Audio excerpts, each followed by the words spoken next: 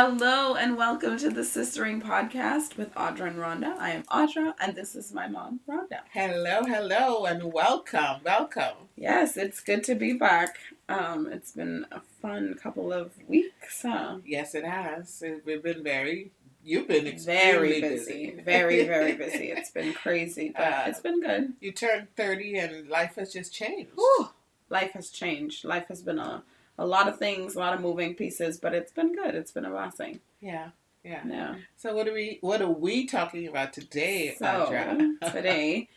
So yesterday we had a conversation in the car. We were driving somewhere, and I was just sitting back, and I was like, wow, like I feel like an adult. And so I told you that, and you were like, what? You've been an adult? Like, what are you talking about? And so I figured we should discuss that. What it looks like to be an adult, a full 30-year-old, but also have an adult mom, and what does mothering look like, and our relationship look like now. Or just sistering looks like in this relationship. Yeah. So what does that necessarily look like? So what was your first thought when I said, hey, I feel like an adult. Like, I feel like we're in a good place. Yeah, she said, I felt like we're in a good place. And I was like, oh, good. That's good. And I felt good about it because, that's the goal. As a mom, that's your goal for your children. You want your children to be at peace. I wouldn't say happy because happy is relative, and I don't really believe in that word in any anymore. I think of joy and peace and contentment. So to hear her say that, it felt good. But then she went on that she felt like an adult, and I'm like, can I be honest with you? Like, you're the only one who keeps talking about you feel like a kid, because I don't see you as a kid. I haven't seen you as a kid for a long time. So we had to kind of tackle that. So we were talking about it. I said, I think this would be good for the sistering, because at my age, I have a lot of friends who have adult daughters or adult children, and a lot of people struggle. They struggle with adult children, being parents to adult children, and what does that look like, and how much hands on you have, how much hands on you don't have, wanting them to do what you want to do versus what they want to do. It's all of those things. For me, parenting has always been one of my greatest joys and one of the things that I wanted to be excellent at. And so, because I didn't necessarily see it modeled in a way that I believed that was good for me and others, the only thing I could go back to was the scriptures. And the one thing that always strikes me is God's incomparable love. I hadn't experienced that, and so that was the thing that I wanted to give my children. I wanted them to understand and to be loved in that way. And so it's always been a biblical focus for me, Mm-hmm. So why do you say, okay, I feel like an adult? Because the opposite of that is that you have felt like a child. Why? Yeah. So I think it has to do with more myself. I don't think like it has anything to do with the way that you've handled me, right? Because I've interacted with other adults, like my friends or whatever, and they talk about their relationships with their mom. They're like, wow, you guys are really close. Like, that's really impressive. How do you guys do that? Because I could never with my mom. And I'm like, why? My mom's the best. And they're like, because my mom's overbearing. Like, she pushes her ideas, and if I don't really go along with it, she has an attitude or whatever. And I was like, yeah, my mom's really not like that. Like, and so I was processing it, and I'm like, oh, like, I think it had to do with my own mentality.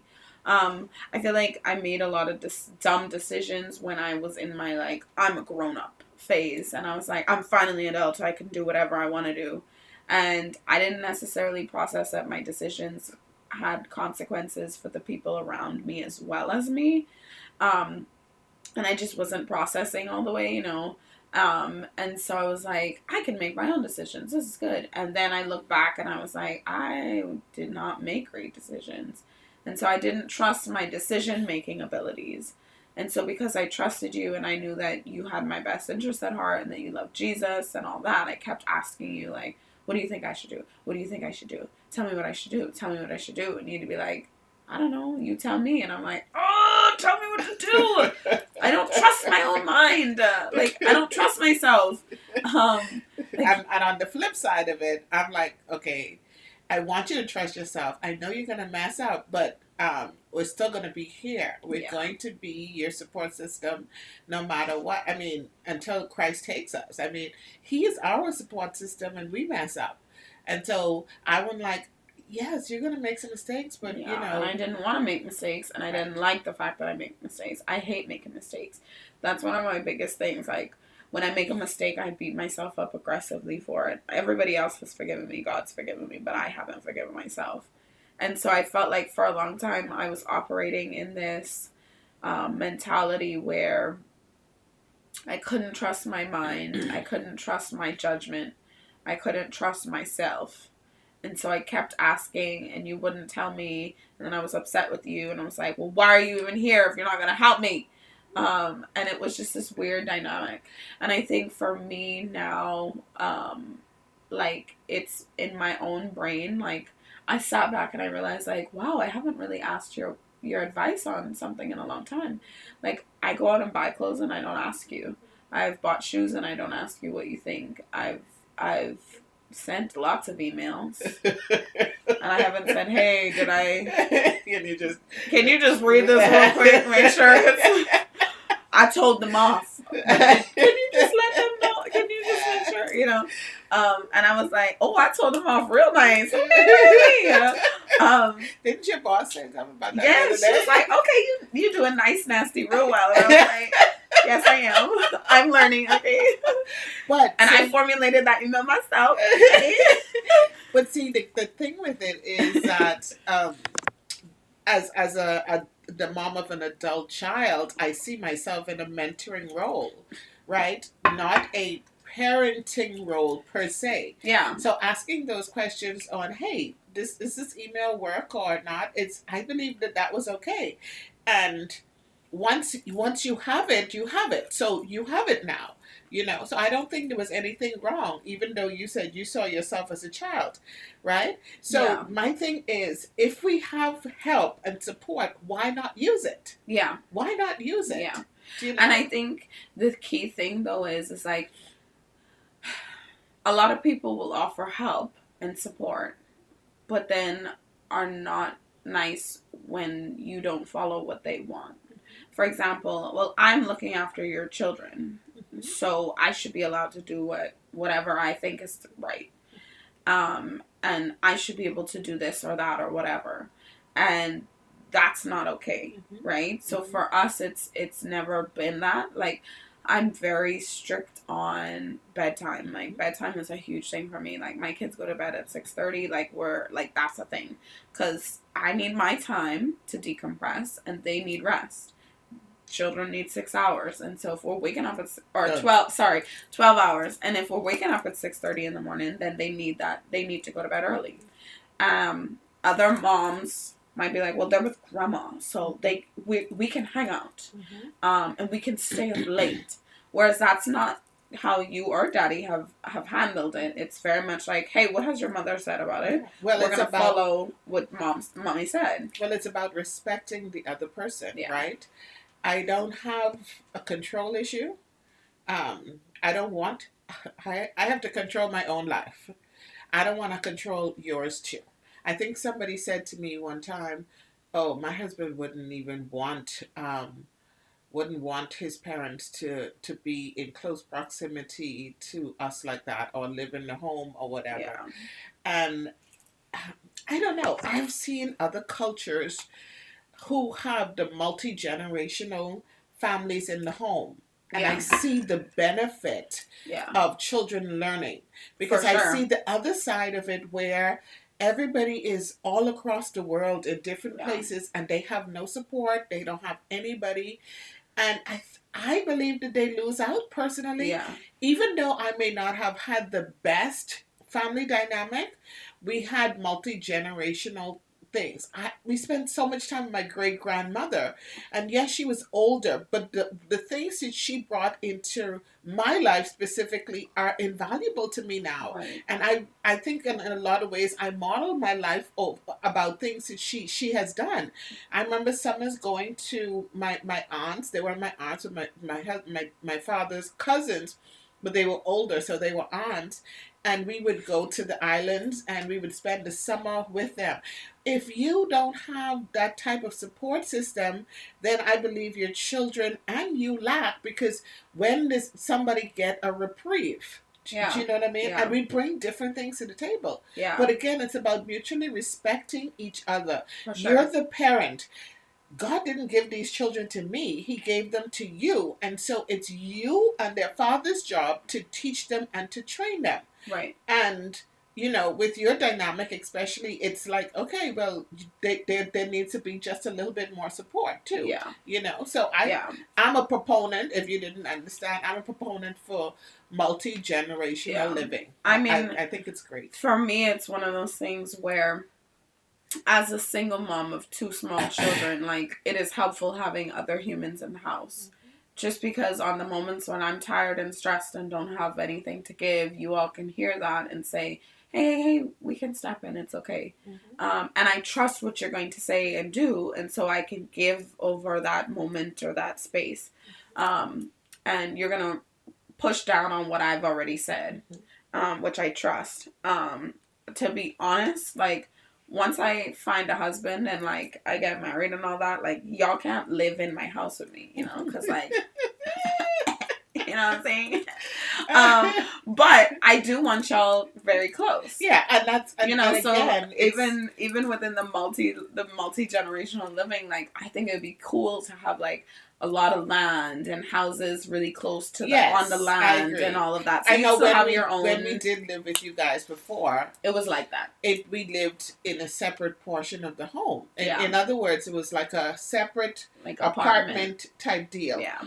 And from my husband and I, we were like, we want our own separate spaces, we want our own separate parking, we want our own separate kitchen, all entrance and exits. Yeah. And you guys were the one who were like, no, we don't want you all to have it. Not you guys. It was more me. But I think it was because I knew I was in a really unhealthy relationship. And I knew I needed you guys physically in the house. Mm-hmm. I knew I needed that. Mm-hmm. Because it was really unhealthy and it wasn't a safe situation.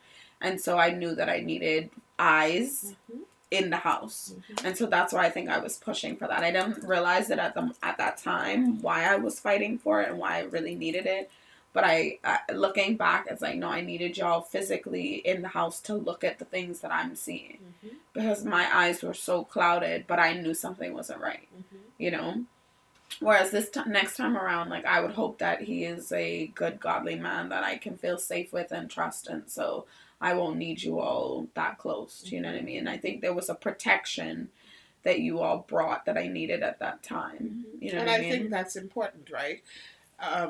What's the sense of having a family if we're not able to support one another in those hard times, right? In the good times, why have a family if they can't be the ones that are supporting you? I don't know. For me, it's this dynamic of the world saying ambition and chasing after things and career and success. You know, people keep saying it.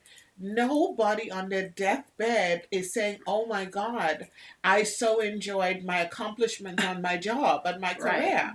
Right. They're always looking for the people that they love. Yeah. And so if we're not putting in the time and energy to give to those things, then we're losing out. Yeah. And again, you may have great friends and everything like that, but at the end of the day, you know, if you could nurture your family in the way God would have you nurture them, then I believe that that's the best proponent for every single thing. You get to share generational stories and different things with your children, you know, and it's just, I don't know, it's just a beautiful thing that I think it's good. Yeah, I agree. You know, and I think it's a great learning ground for children, but it's also a great learning ground for adults, you know.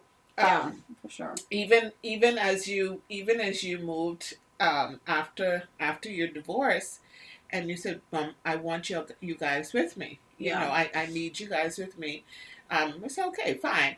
And God is so gracious, right? You Yeah. say, hey, I want this, I want the next thing. Yeah, I And wanted a smaller house. But not just a smaller house. You wanted a certain amount of bedrooms. Oh, for sure. It was like I needed it to be smaller because that other house was too big, and I'm cleaning. I don't like a big space to clean all the time, and I was like, but we need each room for the girls. We need a living room. We need a yard. We need a pool. We just need space, even though it's not humongous, and you guys need your own separate wing almost, and there was just things that we wanted that were difficult to find in a house, But God did it. He gave you everything you wanted and more. Which is, and see, for me it's okay, favor isn't fair, and so you got that favor, right? And so God has blessed you in that, and now, like you said, okay, she's settling it. She's blossoming. Everybody, even some of the people who know her, they're like, whoa, okay. And I look at her. Where were we yesterday? We were someplace, and Myra and I were together. Oh, we were at a restaurant, and she was at the counter or something, and I looked at her and I said, "That's my girl. That's my girl." As a mom, you watch your children over the years, and you've seen them grow and fall and all of this stuff, and there comes a point when it's like, okay, they've lost their way a little bit. And I looked at her and I was like, okay, she's back. She's back. Like, it's so cool to watch them take charge. The other day I called her. She's doing this project, and she needed some people to assist in a different way. And so I made a contact with somebody. And so I called her and I said, hey, so maybe this person has what you need and everything like that. And I said, they're going to give you the person's information and whatever, blah, blah, blah. No, well, she had a specific way that she wanted it done. You're like, hey, give me the thing and I'll give it to her so she could give it to them. And I was like, no, they need to reach out to me. Yeah, no, you said, I want the information so that I can reach out to them specifically. Uh-huh. And I loved that, right? Because there was a time when we had a conversation at the Godparent Center. She runs our Student for Life program. And she would come in, Mommy, what you think about this? Mommy, what you think about this? I said, oh my God, you're the head of the department. You make the decision. Just make the decision on what you think it is. And Mommy this and Mommy that. I said, listen, at some point you have to determine whether you're going to be an employee or an employer. Employers make decisions and they have to run with it and trust it, even if it messes up. I said, so right now you're acting like an employee. So you need to figure out who you're gonna be. And I was like, why is so mean? that was about 8 years ago. Yeah. But guess what? Baby. Yeah, but guess what? She's now an employer. She's a leader. She's making those decisions. She, on this particular project, she's kind of told me what it is, but she hasn't come to me and says this or that. She's like, boom, this is what I did. This is what I did. This. I was like, okay. And as a mom, that is amazing. I watch her and I'm like, oh my God, she's so good. I go in her classroom sometimes because I'm doing some work at the school as a counselor.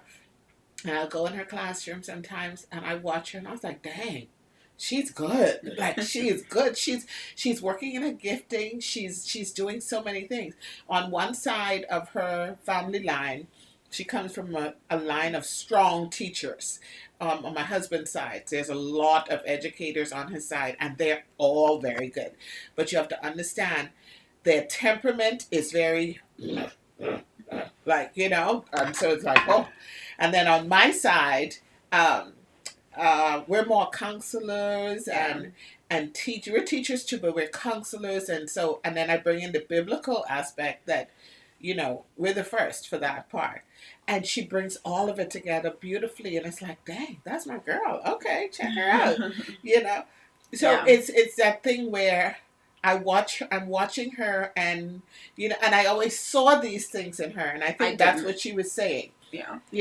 She didn't see it, but I saw it, and I knew what she was capable of. Yeah. And so for me, it was, how do I gently prod her? How do I help her to walk? And again, it's that elder woman from the Bible teaching the younger woman. You're a woman, and so it's my job to teach you, and even with recipes, right? Yeah. Bahamian recipes.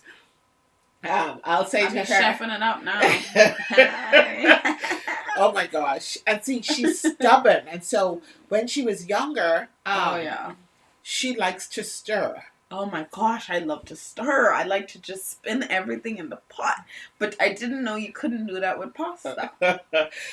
Well, or rice. Rice, because we're Bahamian. Yeah, rice and pasta. I'm like, I said, can you stop stirring the pot, please? It's like, yeah, but it and I was like, no, it just needs to sit. Whatever. Or good pea soup with your dumplings. And we do light dumplings. So if you stir, then the dumplings just disintegrate because you just stirred them apart. And I'm like, could you stop stirring? My fault. So it took her a while to stop stirring. But now she makes a mean steamed sausage and grits. She makes a great peas and rice. Yeah. She can now do a decent Johnny cake. Yeah.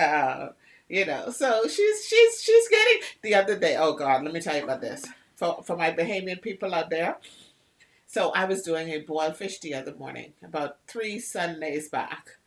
And I like to put sweet potatoes in my chicken sauce because I like that sweet and sour and pepper feeling.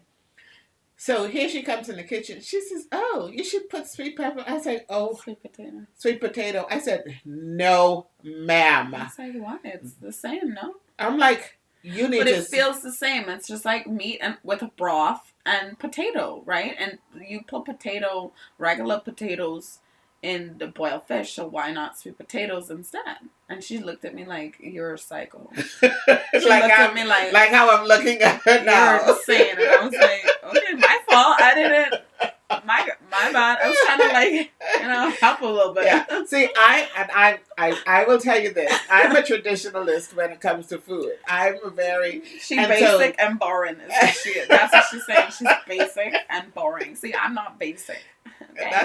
That's true. She likes to jazz it up and to sing, and I'm like, yes, I do. Yeah, and so I'm like, and again, it's not that, too much though, because. And again, it's that. Okay, baby, if you like that. But yeah, and she told me in the most way. She's like, if you want to boil that for yourself, and you can put that on the side, I guess, if that's what you're into. Yes. And I was like, if you say it ain't gonna taste right, then I'm not even gonna try it. Like, oh, what you talking about? And she's just like, no. It might taste right to you. Can do. Oh yeah, it can taste right to you. You can do whatever you want to do. I was like, hey, you might start something new. I don't know, but it ain't gonna be for my part. So even in that, it's that again, if that's what you want to do, try it. But I don't want it. So it's okay. Yeah, but you could do it. It's fun. It's definitely interesting. Yeah, I think it's just one of those things where, I think as you become an adult, especially if you've grown up with parents that are strict, in just everything that you do. For those of you listening, I was side-eyeing my mother. What do you consider strict? I consider strict parents that actually care about protecting their children, meaning that they're not going to just let them go any place with anybody. They're not going to just let them dress however. They're going to put in time and energy into what they're watching and what they're doing and who they are talking to, who they're texting. They're going to check up, So I think in this generation that would be classified as strict. I just think it's loving parents, but, and caring parents. That's my opinion. But strict meaning if my friends are like, hey, we're going somewhere, you want to come? They're like, who's going to be there? Why? When? Where? Blah, blah, blah. And I was like, I remember when I went, me and my friend, we got invited to a birthday party from a guy at our school. And we were like, oh my gosh, we should go. Blah, blah, blah, but he was from a different side of town. And so my mom and my friend's dad was like, sure, you guys can go, but we'll drop you. Yeah. And the dad, her dad dropped us, pulled up, looked around. He was like, absolutely not. He said, but what we could do is go to Walmart and buy all kind of snacks and y'all could have a fun movie night at home, but you will not. And we all dressed up and so cute in the background, in the back of the car, and we were so upset. Like, how dare you not let, they just didn't let us go. Like, and actually it was really good. But, you know, when you grow up with parents that are very involved in the decisions of your life, like, I think as you grow older, sometimes you either rebel aggressively, or you don't know how to make some decisions, right? Because you haven't really tested it, you know. And so when I went to college, it was a little bit of rebellion, but also I'm a scaredy cat, so like I'm not gonna be out here trying to do all the crazy stuff because I'm like I'm gonna be the one to get caught and go to jail. Like that's just what it is. And so because I always get caught, and no matter what it is, I get caught. So I was always timid and like, I don't know, that's not a good idea. But then rebellion hit, and I was like, I'm in my own apartment. I can do whatever I want to do. There ain't nobody here asking me no questions. Okay, let's go. And then I realized, oh, that's a bad decision. And so I think like people that grow up with strict parents either rebel aggressively and run so far away from what they've been taught then it's difficult to get back, and they've messed their lives up so much. Do you know what I'm saying? And I think along the way that it's hard to fix. I would venture to say it's about the relationship. We always kept the relationship open. Yeah. There was always dialogue. Yeah. No matter what. There was never a point where there was no dialogue happening. Yeah. You know. Because I did call you and tell you wild stuff, and you were like, wow. Right. And also, so then, don't do that. Right. And so then we would pray. And people are like, why would you tell her? Why are you talking to your mother? Like, I would be going out getting dressed for the party, and all the friends, like, we about to do crazy stuff. And my friends are like, why are you on? You would call me every... Yes, I would. When I tell y'all, like, God had such a protection on my life. Like, my life could have looked so much worse than it does. Like, in terms of the stupid stuff that I've made decisions for. But, like, I remember every time, like, we was going out, turn up. And for me, turn up was like, I'm gonna be drinking and then I'm gonna go clean the kitchen. Like, that's what I was doing. Because that's just, I don't know. But, like, I was still in that environment, and it was a bad place to be in. And every single time without fail, right before we would go out, my mother would call me. Every time, without fail. I'm like, how does she know? How does she know what I'm about to do? I was in a different country, y'all. Like, but she let just me tell knew. you something. And my friends were like, why is she calling again? I'm like, I don't know what the Lord told her that I'm about to do something stupid. And then I would be sitting there stressed, sweating. It's like, guys, we can't do this. And they're like, it'll be fine. I'm like, they're like, just don't answer. I'm like, but it's my mom. I can't not answer. Like, I like talking to her. Like, and then I'd be like, hey, what are you doing? Nothing. She knew. But he did. You know, that's why I tell people, I tell Christian people, when Jesus ascended into the heaven, before he ascended, he told the disciples, I'm leaving you a comforter. I'm leaving you someone to be with you, the Holy Spirit. As believers, when we get saved, we receive that same gift. We have a Holy Spirit inside, and he wants to be that person for us. He wants to be the person who's talking to us, and she's right. The Holy Spirit would say, give her a call, and I would. And she's telling you, it was every single time, she was ready to go. Every single time. I was so cute and hey. Mm-hmm. Now, did she make some mistakes? Absolutely. I still went out. She still did some stuff. I did. And that wasn't the point. The point was, remember I said the dialogue was still happening. Yeah, it was still open. We were still... Because a lot of people would have followed their friend's advice and not answered the phone. Correct. Whereas I answered the phone. Yeah. And I don't know. I just feel like there was a level of... I'm actually very shocked looking back. Like, because I could... Like... And I say this now, but, like, in my head, I could never. I could literally never. Like, I could not know in my spirit that my baby about to go do something stupid and not be like, what you doing? Like, and you were just like, oh, how are you? Like, you were so chill. And I was like, but she know though. And you're like, baby, be safe. Be safe. And honor God, you know. And I was like, Yeah. but she never on the phone like fought me. She never said like she knew in her spirit what was happening, but she didn't go at me. And I was like, that's why I could still answer the phone. And so for me, it's like as a mom, like my girls grow up, and I know I'm like, if you don't bring your little help home, like what you doing? Who you with? FaceTime me, let me see where y'all at.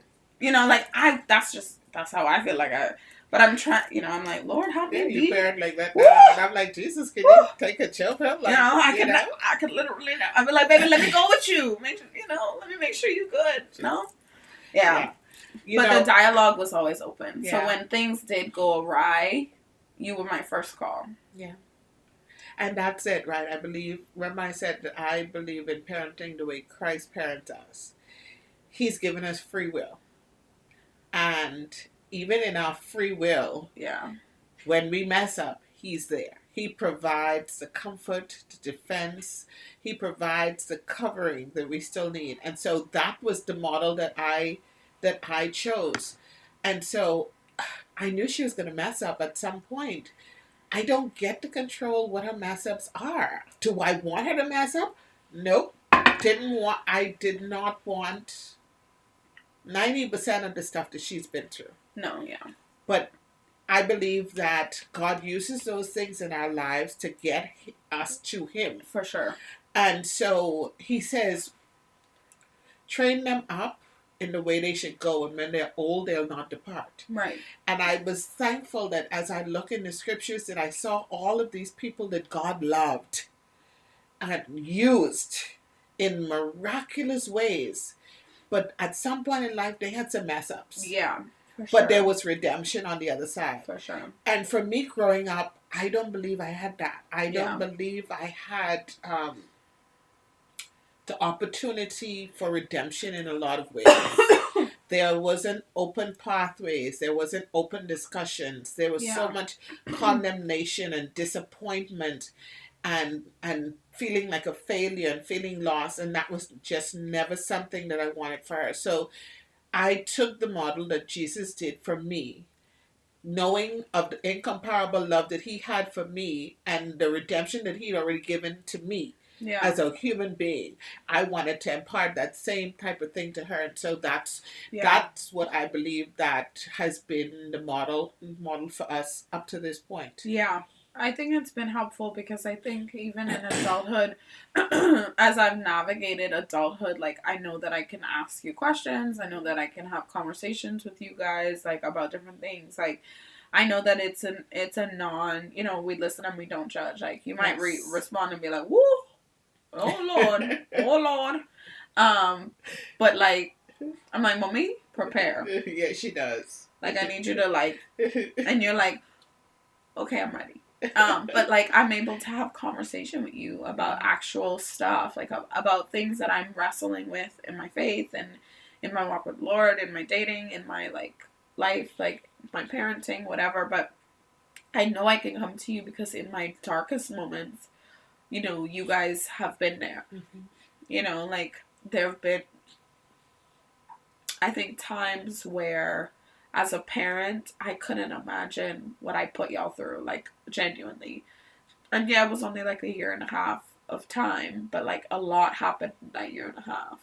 And, like, I look back at just the way you and Daddy handled it, and, like, you had a standard for me, like, there was an expectation of, like, at one point I do remember, like, you guys saying, like, hey, we're paying your bills, so there is a level where, like, we need you to get it together.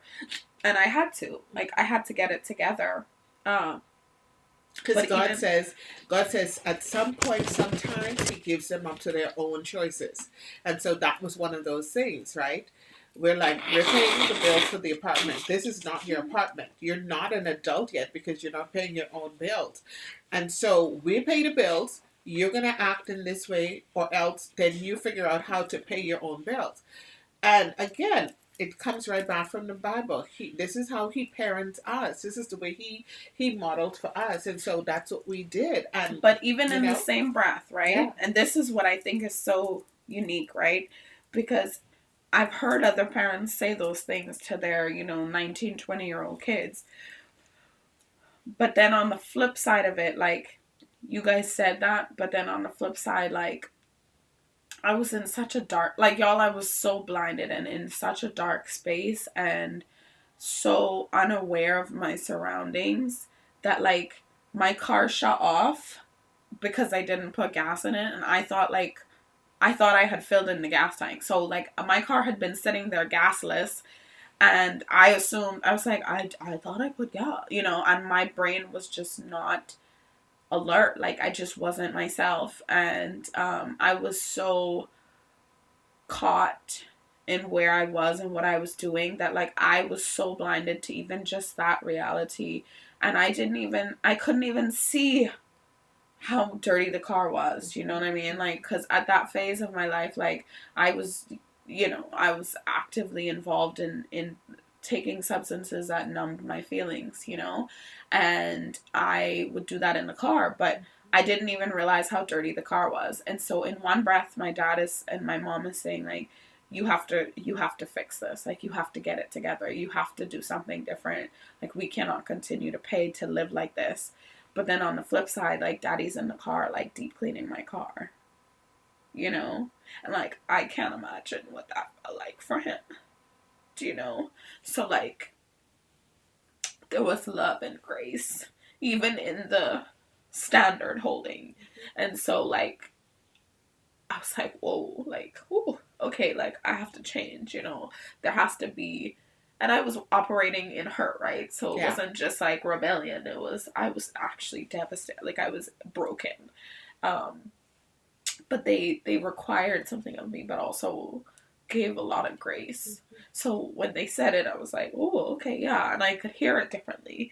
I could hear it in a way that wasn't, they were trying to control me. mm-hmm. Do you get what I'm saying? Like, because daddy's like, Audie, like, your car was empty with gas, but you were too, just to be fully honest, like, but you were too high to notice.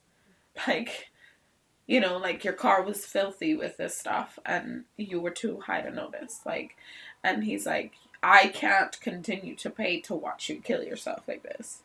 And that really was what it was. So it was like, even in the standard holding, there was grace and love and compassion that was given on y'all's part. And, like, that's a tough thing to do as a parent. Because, like, you know, I'm no longer at the age where you could discipline, like, we're taking away your phone, we're taking away, that's not where I was. But you all handled it with such grace. And so as I then moved forward, like, I was nervous and I just couldn't, I didn't want to mess up again because all of those decisions I made during that season, like, they affected you all. You all had consequences because of my decisions. And so for me, for a long time, like, I just felt like I couldn't trust my own judgment because I wasn't healed. I wasn't 100, And over the last, like, 2.5 years or so, like, there's been a lot of healing, there's been therapy, there's been a lot of, like, emotional work to figure out what's my issues and what are things that I have to grow in. And, like, that's helped me progress. But then also just, like, my relationship with the Lord has strengthened. At that season, like, I chased fun because that was what felt better, because I was broken and I was hurting and I wanted to just have fun.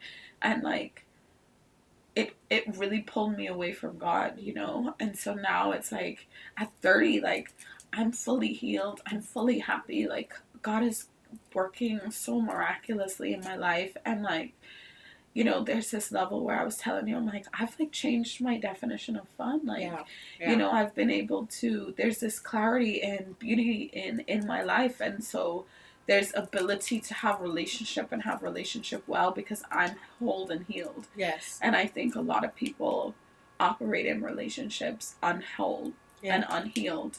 And they have these wounds that are bleeding out on everybody. Yes. And and they're like, why can't we have a relationship? And it's because this unhealed wound is bleeding out everywhere, and so then you're hurting people that you love because you're not healed. Yes. And I you know, when I said like, wow, I feel like an adult, I feel good, I feel like I'm in a good spot, it's because I feel healed. Like I feel, you know, like just in the last week or two, I'm like, previously, all of these feelings, like I would be heightened and frustrated and just, oh my God, leave me alone. And I actively said, I don't want to do that. I need to remove myself. Or can we stop having this conversation? Can we quit? Because I don't want myself to get heightened. Yeah. And even just that awareness has been like such a huge thing. Like I'm excited because I feel like 30 is like all of the things together. Yeah. Do you know what I mean? Like the last couple of years have been like, oh, the Lord's working in my life, but I'm not emotionally healed. And then, oh, I'm working really heavy on emotional healing, but like, God, like you there. But now it's like this beautiful marriage of like, God's active and I'm faithful in the things that he's calling me, like prayer and fasting and reading my Bible and engaging with the word and seeing with spiritual eyes, and all of that's happening. And emotionally I have tools to navigate those things, you know. And so when I say like I feel like an adult, like I feel good, you know what I mean? And people around me are saying like, whoa, like you're different. You know, my students are like, Misty, you're different. I'm like, I know. They said 30 is different. Yeah. You know, so it's been fun to like have those moments. But it is, you know, adult parents of adult children. It's tough to navigate, especially when they're not healed or they're not in a good spot. Yeah. And I think we have, as parents, we have to remember that at some point we were not healed. Right. We were not good. Right. And then we have to also look at, I think for the priority is always to go back to the scripture. Look at the relation, look at the people that God used, look at the things that they did in his life, look at what God has done in your own life, and then impart that same type of thing within your parenting with your own children. Right. That's what I believe, you know? Right. So, you know. Yeah. So, this has been good. This was interesting. This is an interesting one. This is cool, I guess. I don't know if I love it, but I think it was fine. It was good. Felt like a therapy session. Well, that's what I do. Oh, no. Oh, gosh. I hope that this episode gave you a little bit of just insight into our relationship, but even just into the realities of like, you know, mother-daughter relationships as an adult and like how that looks. And I don't know what this would help people with, but I hope that it helps somebody. Well, I hope it's mothers and daughters, and then it's sistering, right? Because she's also my sister in Christ. She's not just my daughter. Right. And so how do I impart those things to her? So, you know, if you have any questions, any thoughts, any ideas, shoot them to us. Reach out. You know, like, comment, subscribe, share, all the things. Share it with people so that, you know, people could hear. We love you. We love you. We do. And we enjoy doing this. And we hope you enjoyed this episode. Yeah. We'll talk with you later. All right. Bye. Bye.